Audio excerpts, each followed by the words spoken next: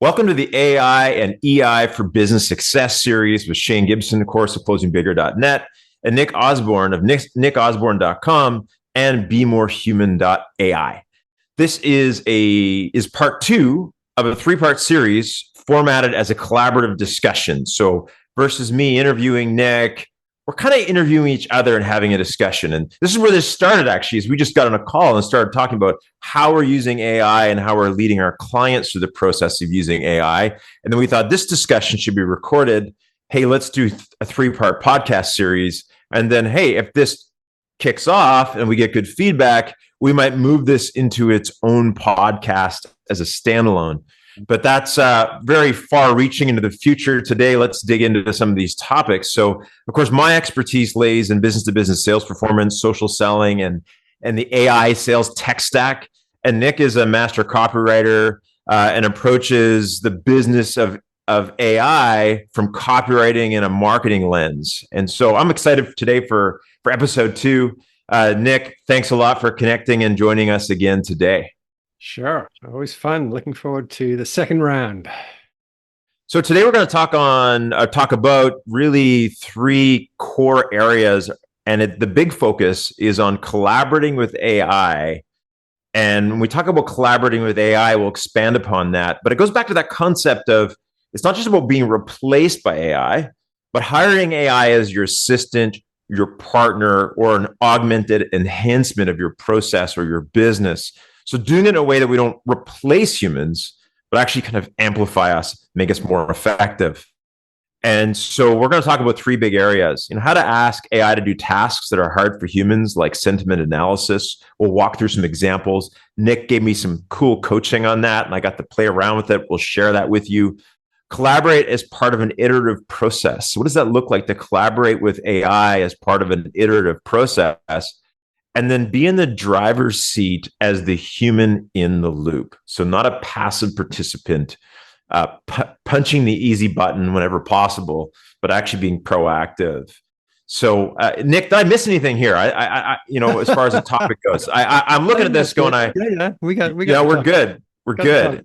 Yeah. So for those of you who are just logging on now, haven't listened to episode one, we talked about this concept of being the messy human and the value of that in a world of AI. That term messy human is Nick's term, and he uses it to really describe that sort of unpredictable, creative, out of the box aspect that our humanness brings to the table when you're partnering with AI. So good one to go back to. Nick and I have known each other and have worked with each other. Kind of scary, but it goes back to about 1999. I think exactly 1999. So just a few years ago, that we worked together in a youth 5 years. Yeah, in a youth entrepreneur incubator center where we were teaching young entrepreneurs how to launch business. And I think I was a young entrepreneur at the time myself, and at some point I became an old entrepreneur, I guess. And so that's what happens with experience. So let's dig into that first question. Is AI can do the hard work that humans lament, or could take hours of tedious activity. What does that look like in the world of marketing, copywriting, and business from your perspective? What are some of the benefits of that, some of the applications, Nick? Okay. It's a great topic, that idea of what does it do that we don't do well? Because it just becomes an immediate good use case, right?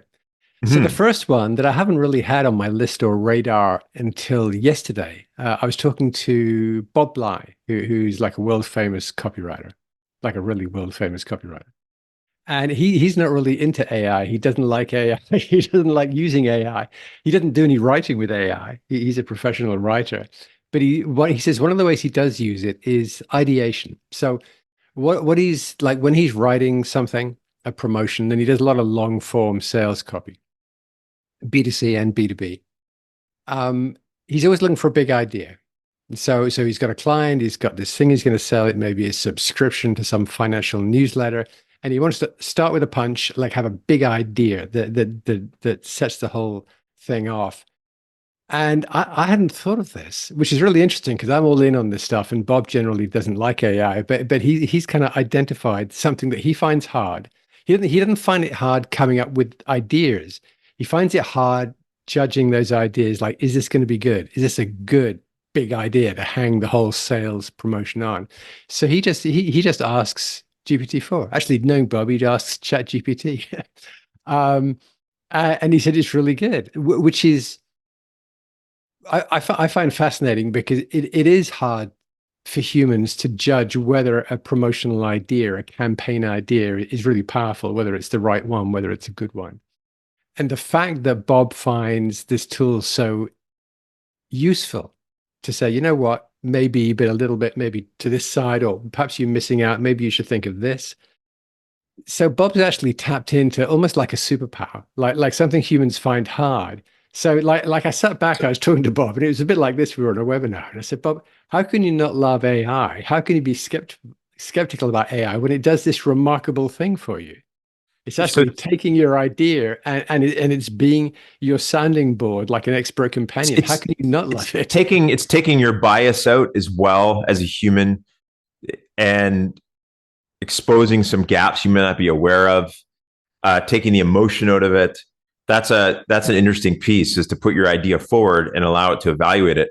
You could probably even prompt it a bit more. Like, you could upload a workbook on how to evaluate, market potential of a product in a certain sector, and say to it, utilizing the principles in the workbook, tell me if this idea is good or not. Right. And so you could even focus it more based upon a methodology. It's a very kind of abstract concept in a way. It's a very abstract question. Is this a good idea? Like, hey, well, what is a good idea? So it's amazing that he can use it. I've just written down, I'm taking notes from our conversation, take out the bias, because I think that's really interesting, the idea of using AI to remove human bias, because we have them. And generally we're not aware of them. So moving on, something else that I found AI to be really good at that I am not good at, and humans I don't think are good at, is basically to summarize stuff. Like, I can put it, you were talking before we started recording about, like, was it 10,000 pages or something you put into GPT-4? And I mean, I've done it before. I wanted to read a business book. It wasn't a brand new one. And I wondered whether GPT-4 had it in its data set, and it did. So I said, hey, just give me a 2,000 word summary of this book. And it did. Mm-hmm. So I sat down, 10 minutes later, I'd read it. And as with a lot of books, you really do, you can get a lot of books down to 2,000 words. So that is, like, for a human to do would take 100 times longer. And it's not always easy for a human. So again, a use case in terms of, like, summarizing long documents. And it doesn't have to be a book. It could be a series of reports. It could be transcripts from 1,000 customer service calls. It could be the transcripts for 100 interviews for case studies. And pulling out specific keywords. So we do this when we build sales playbooks for clients, is we go back and find the actual quotes and whatnot, and we write them. But at times we're looking for, let's say we're writing the sales playbook, and we realize that what we're really missing is tips on how to run effective trade show booths. Like, we forgot to make note of that, but we talked to 10 of their salespeople. We've got 10 hours of transcripts. Right. So we feed those into the AI and say, based upon these 10 transcripts, pull out all the tips on how to run an effective trade show booth and any challenges related to running an effective trade show booth. And then it pulls them all out. And then you say, write me a checklist now of the things I should do before, during, and after the trade show booth based upon the tips from this team. So then it does that for me. Now, the messy humanness part is I still have to go back in as someone with 30 years of sales experience and training experience, rewrite it, infuse my methodologies, but at least it gives the real analytical or not redundant, but the rote work of finding the content, cutting and pasting it, summarizing it, building a checklist in Word. All these things have nothing to do with sales knowledge talent. It's literally admin work. And so that's the type of stuff that it enables us to actually help our clients faster. And that's a really interesting thing. And it's this perfect partnership, because it's doing the heavy lifting on stuff we find takes us a long time, or we're perhaps not even good at. So it allows us to focus on the stuff that we are good at, because we just save 6 hours or 10 hours or 12 hours. So I love that. So that's, and I think as we talk through this, there's a kind of mindset here as to how we approach AI. Because again, this conversation I was having yesterday, there was lots of questions after Bob Bly and I finished talking, and there was still lots of, and our audience was primarily writers and creatives, and there was still this sense of AI replacing us. And that's Yes. the kind of mindset. It's a kind of worldview of, oh, this is going to Oh, replace. And it's really important to draw the distinction between that and the way Shane and I are talking about it. We're actually using it to augment our own abilities and our own skills. It's an augmentation thing. It's not a replacement thing. it is, and that augmentation piece is a personal choice, and that's what I keep trying to tell people. Is we've got to look at what behaviors we have in our business, our career, that truly are that cut and paste hours in, but not creativity or intelligence type work that we're doing because it's part of what we do that we have to let go of. And then we have to spend more time on that creative, collaborative piece, which means we have to invest maybe in some new skills, double down on our talents, and augment ourselves with AI, both automating, but also then making us smarter because we have those biases, we have those blind spots, right? But I find that, again, I find the process interesting because it's actually forcing us to ask ourselves, well, hang on, what is my own human superpower in this space? Yes. Like if I'm going to use AI to do the grunt work and the hard work and the things I'm not good at, it really makes me stop and pause and think, well, hang on, what am I, with that out of the way, what am I really, really good at? How can I? So it's kind of a voyage of self-discovery as well, professionally. 100%, 100%. And I think that's where in sales, we ask that question, like, what are your sales superpowers that AI can't do or won't be able to do in the next decade very well? Right. And I think that, who knows beyond the next decade, right? But at least we know is, what are the, I was impressed there. I think 6 months is pretty yeah, far. yeah, there's certain things that it's doing well. And this is, and that's, those skills, almost all of them lie in the creative, human, messy human side, the one-to-one communications, the ideation side of selling. That's where, where your client comes in, throws you a curveball, asks a ridiculous question, or has a big idea no one's heard of, and now you've got to sell to that. That's a really great human piece. Right. But can you do that even better with AI assisting? Probably. And so now one of the things we talked about is, and I always wanted to share this with the audience, is this process. Maybe you can talk about the sentiment analysis, like how as a marketer you could use sentiment analysis, and maybe I'll share with the audience like what I did based upon what you shared with me. Right. So as a copywriter, one of my first tasks is to listen to my audience. I always say, if I'm teaching when I'm teaching copywriting, if you don't know who you're talking to, how do you know what to say? So for me, job one is always to listen, and particularly listen to the emotions of my audience. When people tell me, if I go to a focus group and people tell me stuff, I'm not really sure whether to believe them or not, because people make stuff up and they want to look smart and stuff like that. But if I can tap into their emotions, there's probably a lot more truth there. And if I can identify how they feel. So I'm going to give a very simple example of, let me see, I want to buy a skill saw. I'm going to build something in the backyard. So I'm selling the skill saw. I'm not going to use it. So I want to find out, well, how do people who use this, how do they feel about it? So I'm going to go to Best Buy. I'm going to go to some big box, home renovation center. I'm going to go to Amazon, and I'm going to collect 50, 100, 500 reviews. And I'm just going to paste those into GPT-4, like thousands of words, hundreds and hundreds of reviews. And I'm just going to say, and I've done this for projects with different products. I say, hey, based on what you read below, give me a sentiment analysis on this product. And you can do the same thing with services. Yeah. And it could be interviews, it could be customer service call transcripts, whatever. Basically, what you're doing is you're getting the words of your customers. So I say, do me a sentiment analysis, and it does. 30 seconds later, I've got this document, and it's showing me the pluses and the minuses. And I say, well, how many reviews did you actually look at? And it says, 291. So I'm just checking that it's actually not been lazy about it. And it's amazing because previously, if I wanted that kind of sentiment analysis, I'd have had to outsource to some company that would charge me thousands or tens of thousands of dollars to do that. And I Mhm. just did it in 30 seconds for a penny. Yeah. And it's almost impossible for me as a human to do that task. I can print out 100 reviews and put them on the floor and walk around looking at them. But in my mind, to compile that, to analyze that, and to spit out like a synopsis of that is pretty much impossible for the human mind to grasp. So again, it gives me a superpower. But now, again, as a writer, I'm really, really interested in the language. So now I'm going to say, hey, thank you for that. Can you now please drill down and tell me the language people use when they're expressing satisfaction, when they're happy, and also when they're expressing dissatisfaction, when they're unhappy with the product?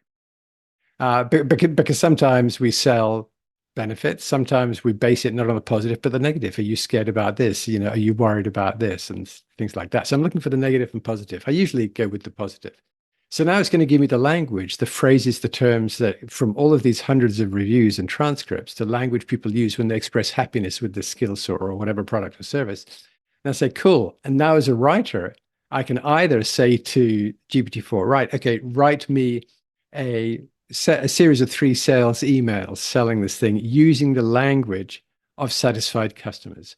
So this is what in copywriting or in therapy or whatever we call mirroring. We're going to mirror the language of our happy customers. So and when you mirror the same language, what happens subconsciously is the reader thinks, this person really gets me. Like we're on the same page. We're using the same language. They hear me, which is again incredibly powerful from as a sales point of view. So I use this sentiment analysis a lot because I'm all about the emotions and the sentiment, because I think that's where people are honest and where you can touch them most deeply. And as a human, I find it almost impossible to do this task. But when I use one of these AI models, all of a sudden it becomes super simple. And Shane, I think you have an example that you're going to share. Yeah, I did, and I used Meta.ai because I think that was some of our original conversation around that. And so what I did with Meta AI is, and I won't screen share it because it's a bunch of text, but I'll read through it quickly. Is why I use Meta.ai is Meta.ai was trained on all the publicly available information that's posted within Facebook, right? Like that's where a lot of its training was. And so, and it's sentiment analysis on Facebook and Twitter, which is also publicly crawlable and I believe indexed by most of these AI tools. So I went in and kind of followed your example and I asked it, hey, so Meta.ai, log in, free to use, of course, accessible to anybody with a Facebook account, from my understanding, is review Facebook and Twitter posts from 2010 to 2024, right? It's like a 14-year span. And give me a sentiment analysis of Shane Gibson, sales author and keynote sales speaker. And so here's what it spit out. So remember, this is a social post. So I've asked for, right, is the overall sentiment for me is 75%, okay, positive. 15% neutral, 10% negative, right? And so I thought that was interesting, right? So apparently I've got to call at least 1 in 10 of my Facebook friends. So praise for informative keynotes, 25%, appreciation for his sales strategies and techniques, 20%, gratitude for helpful resources and recommendations, 15%, admiration for expertise and thought leadership, 15%. And then the neutral sentiment was like sharing his content without expressed opinions. Someone just shared something. Announcements of my events for me, or just general mentions or tags. So that's what they considered neutral. And then negative, 5% had a criticism of my marketing tactics as self-promotion. So I would just say unfollow me, by the way. No, no, but that's good feedback, right? Around some of my content. Disagreement, 3%. And technical issues or complaints about my content, 2%. So that was an interesting kind of feedback around my content over the last. But I've got to do that myself. I'm going to do it myself from 2010, 2024. I'll see where I fall in those percentages. And so then the key insights for me, it's like widely respected and admired for expertise in sales and marketing. His keynotes and resources are highly valued. While some criticism of self-promotion, overall sentiment is highly overwhelmingly positive. And then the limitations is based upon a limited data set of Facebook and Twitter posts, and it can be subjective, which is a nice disclaimer. But then I did what you said and said, hey, What are the top 20 words or terms used to describe Shane by those with positive sentiment? I got to go back and ask for the negative ones, by the way. I'm a little worried, but I did. So top 20 words, and I won't go through all of them, but let's say the top 10, top five is inspiring, 12 mentions, inspirational, 9 mentions, motivational, 8 mentions, expert, 7 mentions, and thought leader, 6 mentions. That's So it gives me an idea of those words: inspiring, inspirational, motivational, expert, and thought leader are the words that my audience most use to describe me and my content.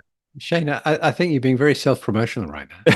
I am. This is just gratuitous, right? This is completely. So then here's the next thing I did is I said use, and I won't read the whole script, but use these words to write me a 4-line cold email I could send to conference organizers that could hire me to speak.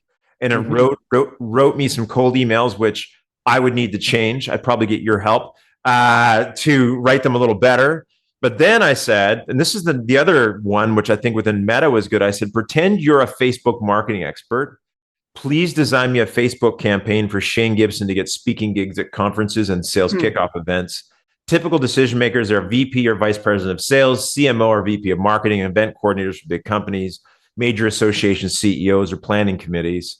And please give me the audience, how to run the ads, suggested images. And it gave me everything from like who the target audience is, to the description, to the location, to the age, to the interest, to the industry, to the job titles, and what ad creative I should use, from images to headlines to texts to call to actions. And it just gave me an outline and a plan. And I think this is pretty good coming from Meta, because I think they have a little bit more maybe under the hood than is available. You were impressed with the final output. It was good. I think it's a really good framework. You have to apply your creativity and do your A/B testing and all that kind of stuff. But I think it would be a really good start. I asked it to make me suggested images, and they were kind of obviously images of audiences enjoying themselves, kind of scary AI images, right? They weren't quite done quite well, but it was interesting that at least it generated, in essence, like a little storyboard for me. So this is all through Meta's AI-based tool, free to access. And so that's an example of, that's a lot of heavy lifting. It's a lot of analysis. I could have probably done 80% of that myself as far as the campaign planning with my limited knowledge of, but that also would have taken me like an hour and a half to write it out. So those are the things that, the next step I'd be asking, give me a checklist that I should follow, right? So this is all there. That's an example of, again, what we're talking about here, which I think is quite fascinating. So Nick, thanks for that great idea on sentiment analysis and campaign planning. It's like, I think it's super powerful. I like that one. So, but it's, hey, look, like as you talked about that process with Facebook, there's also a slight caution comes up in my mind. Yes. Of it sounds and looks good, and there is a temptation to be like, okay, done. Oh, where I think it's super important that you put on your, I've talked about this elsewhere, of like the head of, you put on the hat of the creative director or the final arbiter of the human judgment. Yes. And look at that and say, hang on, that came out super fast. And I love the fact that I just saved 6 hours and it seems good, but wait a minute. Is it missing something? Is it missing, like we talked about in the last episode, that kind of human messiness, our messy, jagged edges that make us interesting and attractive? So yeah, always that last step of the kind of human stepping in and evaluating. 100%, because it's that piece where it's not about going from normally spending 6 hours to now spending 5 minutes. Right. It's like, now I can go from spending 6 hours to an hour. You're right. And that hour is that right brain, creative knowledge, wisdom, tapping into your peers in the office, bouncing it off some other humans, all that aspect that, the AI is not going to do for you, that polishing of the final pixels that, make it really effective. That's your expertise. So we kind of bled into the second question, but let's talk about it. We have options. One is to try to replace ourselves with AI, while the other is to collaborate with AI. Right. What does collaboration look like as part of the iterative process? It's a little bit, it kind of springs out of what we talked about in terms of mindset. I think, again, some people who don't get as much as they'd like out of AI treat it as a software tool. Hmm. So if I go to my keyboard and I don't have a Mac, but if I go Control B on some highlighted text, the text will become bold. Yes. And it's the same every time. It's exactly the same command. If the command, if I go C instead of B or N, it won't work. It has to be, it's a software command. And Hmm. software requires absolute, it's exactly the same input. It's always exactly the same output. And people sometimes, I think, mistake AI for being a software tool as a kind of one-shot software. And it's not. The most amazing, remarkable thing about it is that it is conversational. It's chat. And Yes. that was what was so mind-blowing when it first came out. Was, oh my goodness, I can chat. I can actually put in different inputs, different words, and achieve a similar result. I don't have to, it's not like code. I don't have to put exactly the right sequence of code in here to make it function.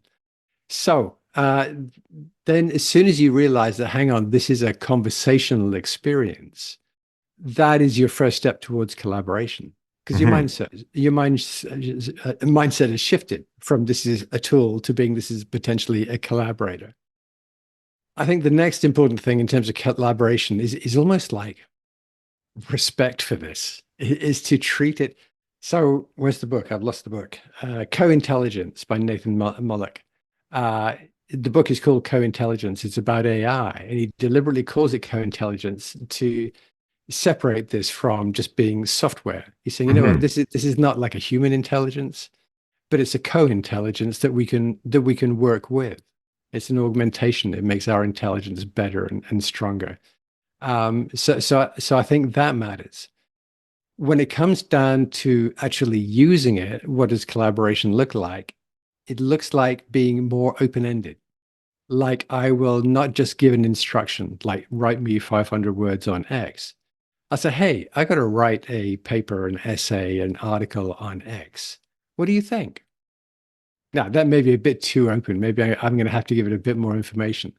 But it's that moment of where you think, hang on, this is not me instructing a piece of software. This is me collaborating, and I'm going to ask it stuff. And I've done stuff where I've written a page of sales copy, and I'm not, there's something in there not quite right. And it's not my best. And it's like, it's either feels a little bit bumpy, or my transitions aren't quite right, or the pace, I'm losing pace halfway through the copy. So all this kind of critiquing my own copy, but I can't quite identify it. So sometimes I'll copy it into GPT-4 or some other tool, Gemini or whatever. And I say, hey, and I'll explain what my difficulty is, that I just feel the pace is wrong, or I'm feeling there's somewhere in there a transition that's not quite working. Can you find it for me and improve it? And probably I get about a 60-70% success rate in the tool identifying. So I look at it and go, how did I not see that?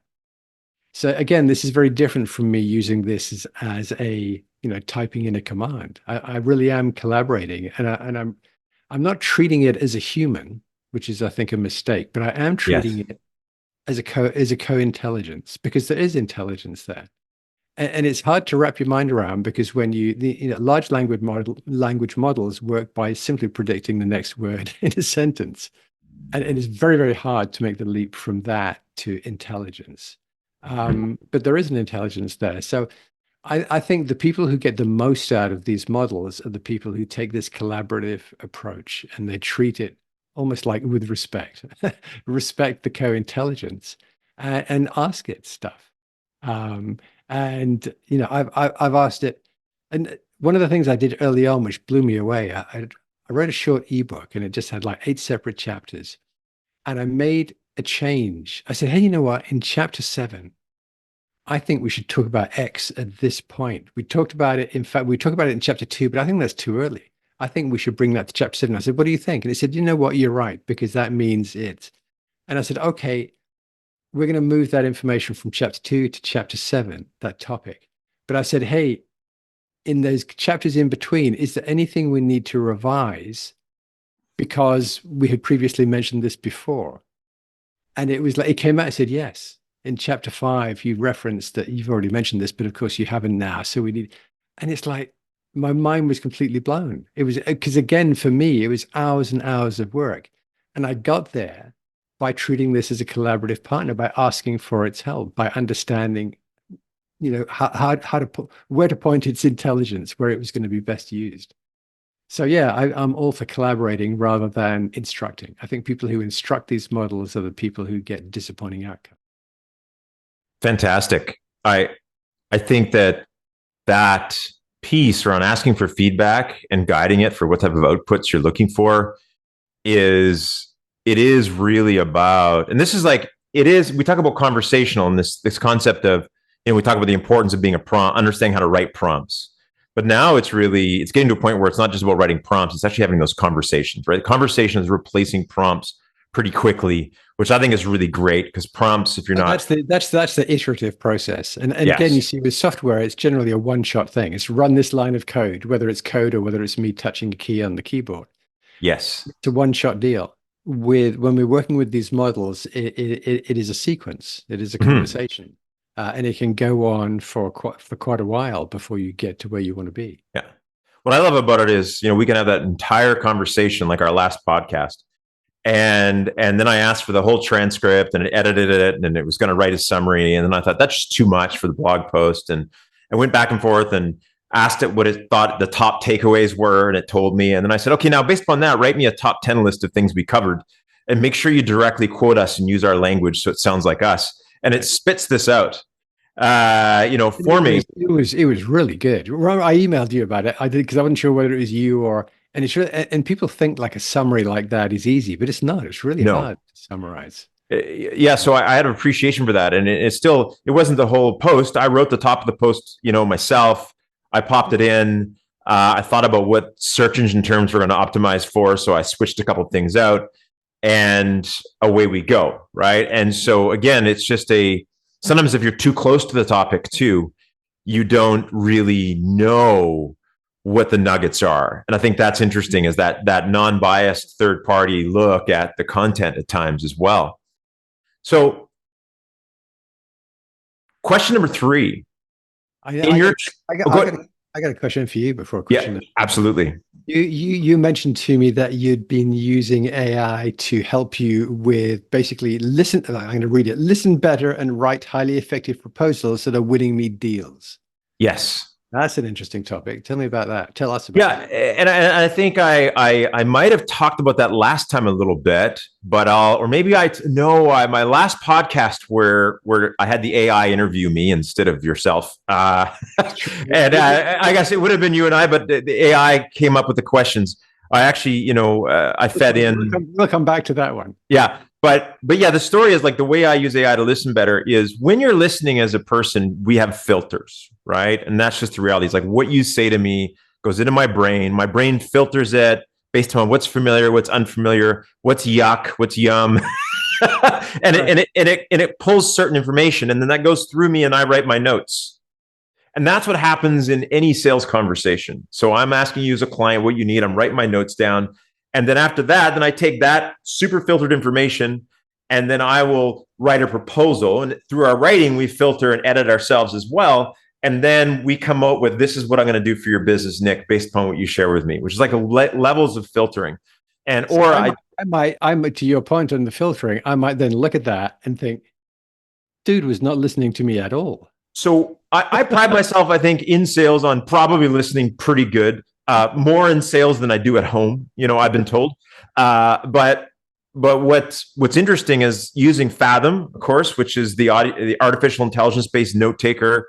There are other ones out there, Gong and all kinds of other tools and free tools. But I like Fathom. It seems to be really sharp for sales conversations, but also when we build playbooks with clients and ask them key questions, it seems to catch everything. And so what's interesting about Fathom is I'll have the business outcomes that, it takes a whole transcript, but then I'll select sales meeting. And based upon that, it pulls out sales information like client needs, challenges, gaps, next steps, how they're measuring success. It just pulls all that out automatically. So this is how you're improving your listening. Exactly. You're getting transcripts, you're using Fathom or an equivalent tool to summarize that, to identify key. All right. Almost always there's like some point you're talking to me and I'm thinking about what you're saying and I'm missing the next thing you're saying. And like you said earlier, your own biases will actually almost prevent you from hearing some stuff, or you'll hear it a little bit differently to to Yeah. match your own bias. I'll hear the stuff I want to hear, like, oh, they said they wanted that thing that I sell. Yoo-hoo! And I forget the other three things they said because I'm just so excited about that I heard buying language or something. And so then what it does for me is now it gives me a more authentic, like unbiased output on what the client said, what I said. It gives me a list of all the questions I asked and they asked, which is great later on for learning because I can see maybe, hey, that was a really good question I asked. I don't normally ask that. And it opened the conversation up. So it gives me a really good, but then what I do is I take that and I'll feed it into whether it's Meta or whether it's ChatGPT or another tool. And I'll give it, here's my generic proposals, first 3 pages on our value proposition and what we deliver and our learning outcomes, but take the client's business goals and make sure that these learning outcomes speak to their business goals and rewrite this summary. And then it spits out this new summary, which has the language and the things they said were important to them in the proposal and talks about how the training will deliver that. So this is when you say the language they use, is that bringing us back to sentiment analysis of where you're identifying the specific language they use? 100%. So it used the words used by the client in the transcript, right? And I think this is the important piece is, this is where the prompt engineering or whatever you want to call it, the iterative process. Right. And what's great is it's got all that information in it. So, I now that GPT has more capacity for larger amounts of text versus just the summary, I put the summary in and the full transcript, which is interesting because then I can go back and say, hey, now rewrite this. Make sure you pull some of the keywords and language the client is using and put it in, and it can iterate upon that.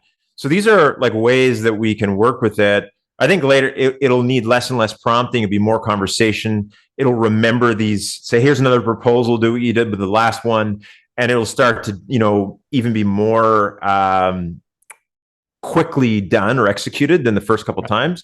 But it's interesting for me anyways. It's been an effective use. And part of me thought I was cheating, and I think we talk about this, but then I have to realize that, hold it, my client's not hiring me because I write great proposals. They're hiring me to help them improve their sales performance. Right. As long as the proposal is created somehow that communicates to them how I'm going to help them, that's a box checked.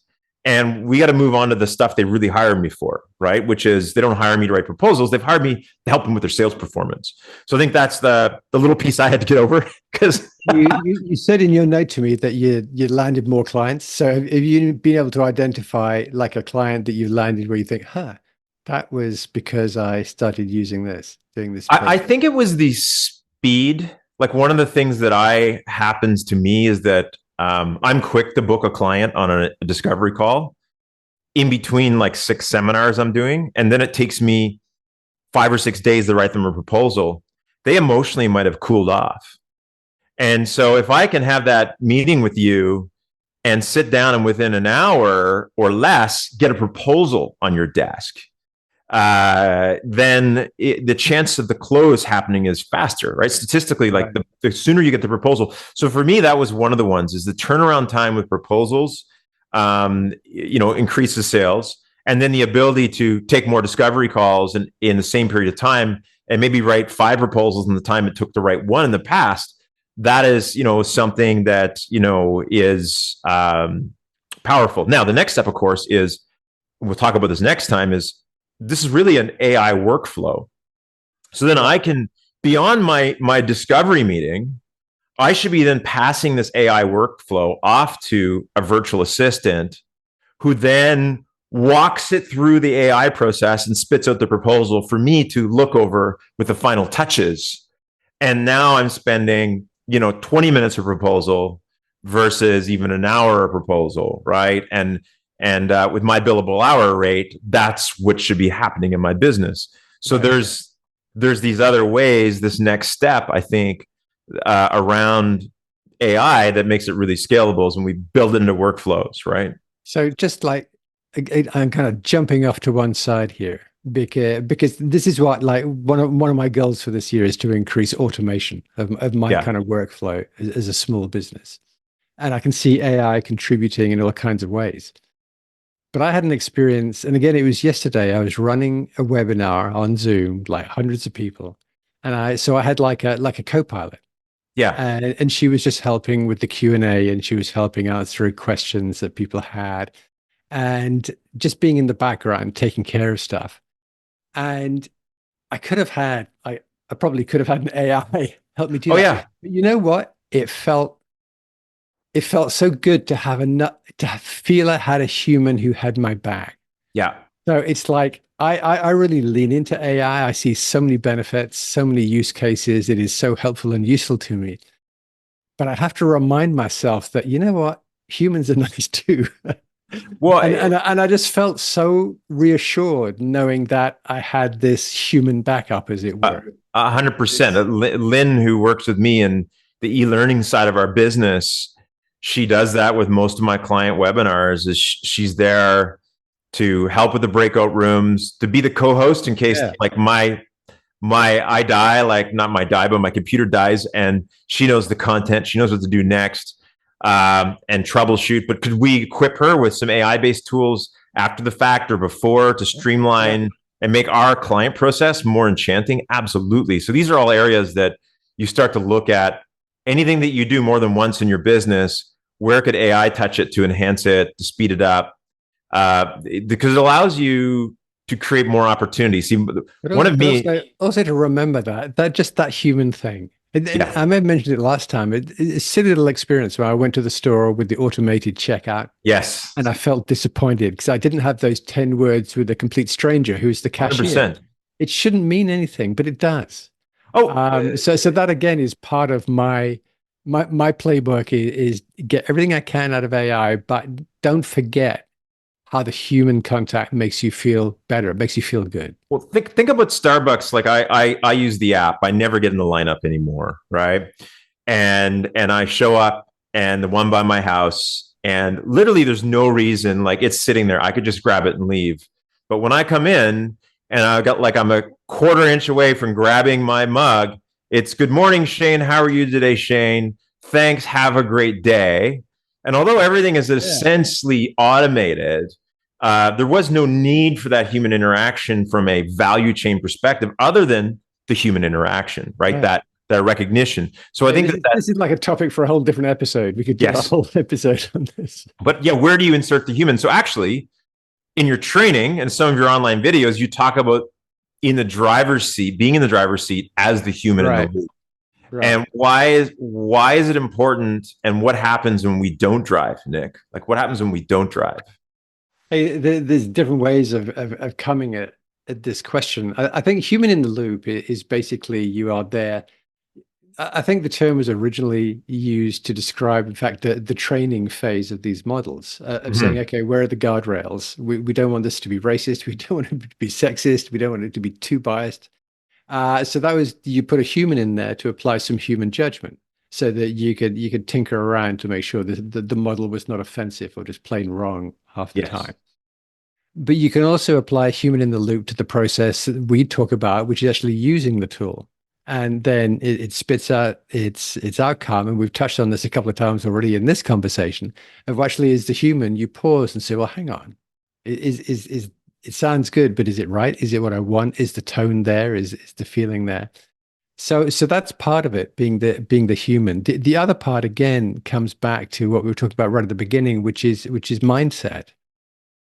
And I've talked about this with lots of copywriters naturally, and content writers are freaking out about AI because they think it's going to replace them. And I Yeah. say to them, like, I don't deny, there have already been writers replaced with this. I'm not saying, hey, don't worry, everything's going to be fine. But I say, look, take the mindset that you are in the driver's seat. Be in control. This is not in control of you. And if it is, then that's you're allowing that to happen. Yeah. Like you need to step up and understand that. And it's almost like this. Don't be reactive. Don't react. Like be active, be positive. Look at these models, look at what they can do.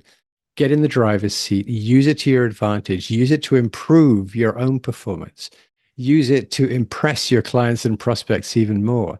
So there is this active reactive thing. And as soon as you go to reactive, you almost have that victim mindset of, A hundred oh, this is percent. happening to me and there's I, nothing I can do about it.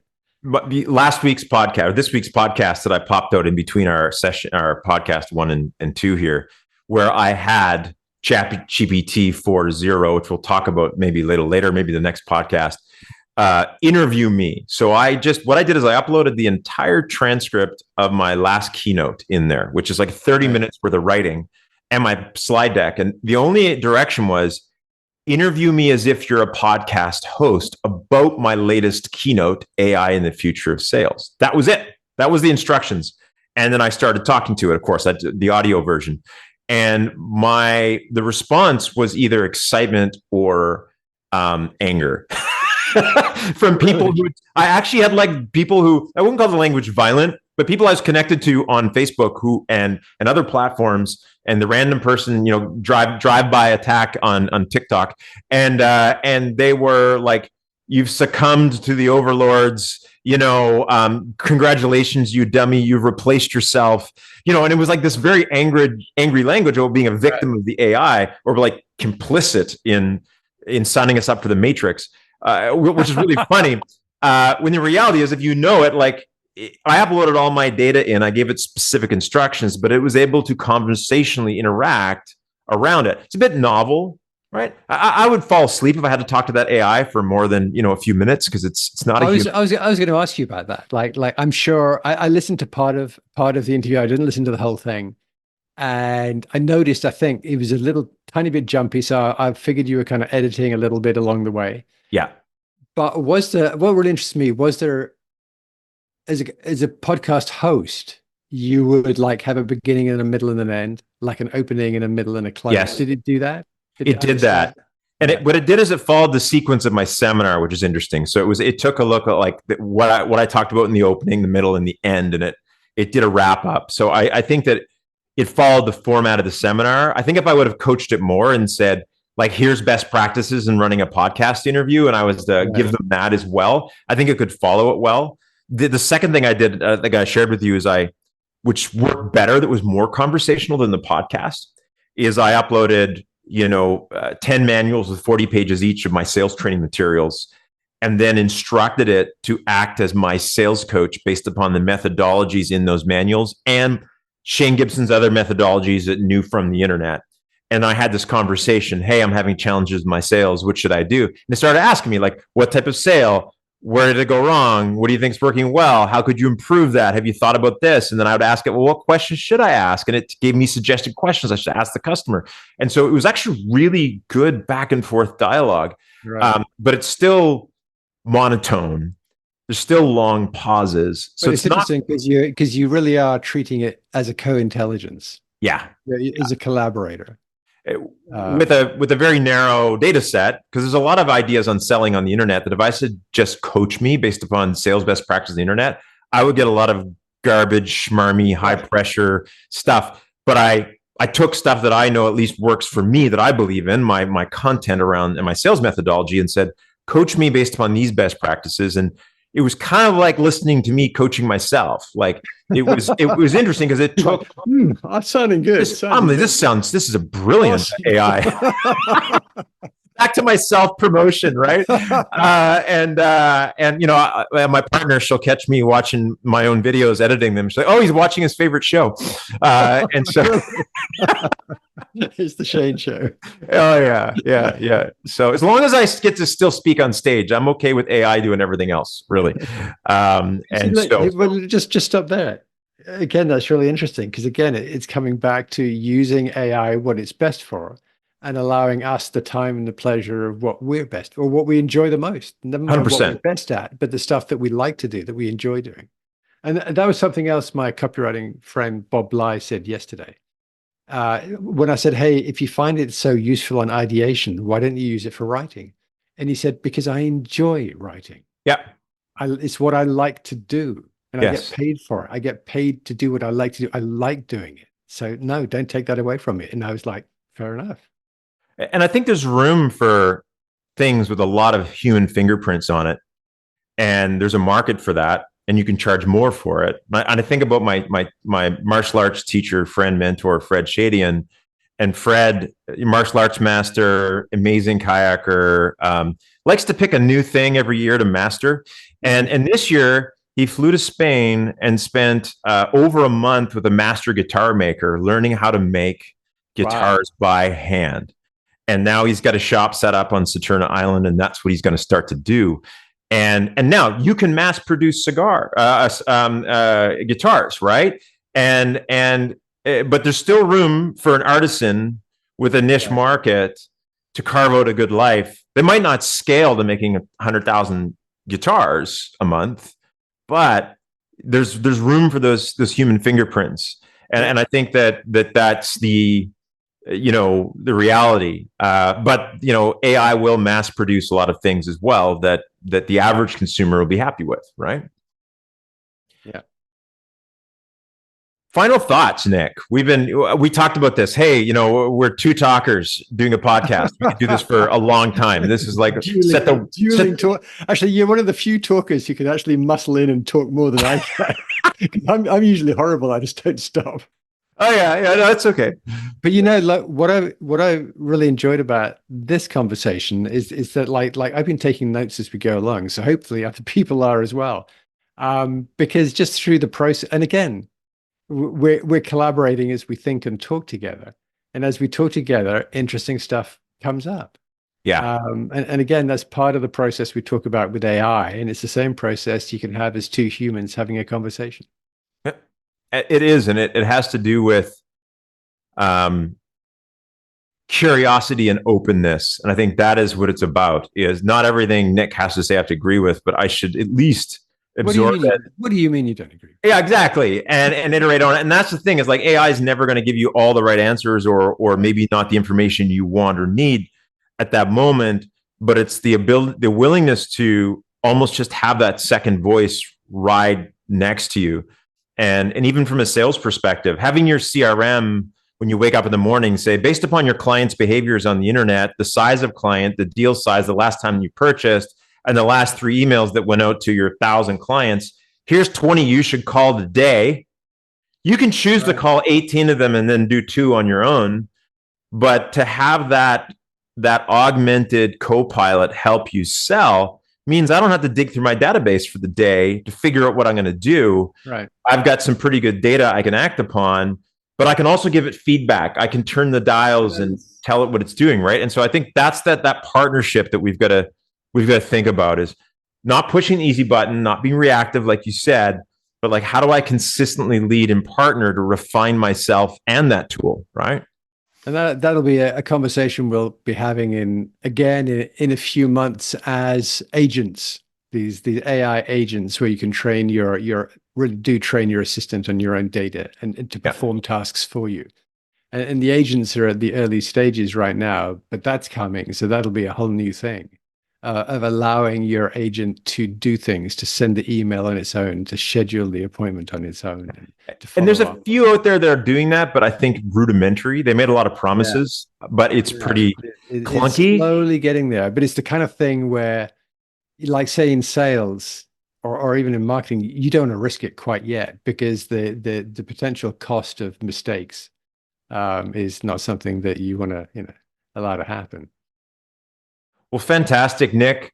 I think for our listeners' sake, we should probably wrap this one up today, and we are going to do our next episode on leading and executing with AI. So a little bit more specific steps, this concept of AI workflow at a high level, what that might look like. This is the topic that Nick and I are just exploring and kind of getting our heads around, but I think there's some good best practices we can talk about around that to get us thinking about how to utilize it, and even how to figure it out and then outsource it a little bit within our team sometimes. And once again, each week, our goal is to also discuss 1 or 2 tools that we're utilizing. Right. Yeah. And today we talked again about Fathom and the new version of ChatGPT 4.0, but also Meta.ai. And thank you, Nick, for introducing me to that tool, because I never really understood the context of why it would be different or better. But the idea that it's connected to Facebook's data set, is a really interesting. So you're like basically acting like a Cambridge Analytica. No, I'm kidding. But there's some interesting information there that you can pull out that I think is exciting. Was there any other tools that we mentioned that I forgot to list there today? that you're No, I finding don't think so. interesting? We generally talk about the kind of frontier models like ChatGPT or Meta or Gemini, Claude 3, things like that. Um, I would say to produce the last podcast, if someone's seen it or even sees this one, some of the AI based tools, that we're using, of course, is like ChatGPT 4.0 to help write summaries. I use Vidyo.ai to Vidyo.ai to create the shorts and the transcripts for this that I use to right. edit and iterate on. And then those are the two big ones that I'm using from this perspective. That help speed up the process for me significantly, right? When putting the Yeah, I program use together. Opus Clip. I'm not sure what the URL is, but I think it's just opus.ai or Opus Clip is the Yeah, name of the business. And yeah. it's the same thing. It I just think helps they produce essentially those do. short ones. Yeah. So Yeah. great tools to utilize for podcasters. So again, thanks a lot for joining us, Nick. If you want to learn more about Nick, you can go to nickosborne.com. So that's NICKUSBORNE.com or bemorehuman.ai. You can find me closingbigger.net, where this podcast is hosted.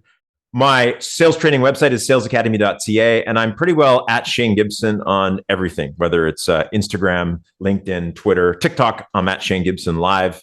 But looking forward to connecting with all of you on the internets, and we'll see you next week. Thank you, Nick. Thank you. Always having fun.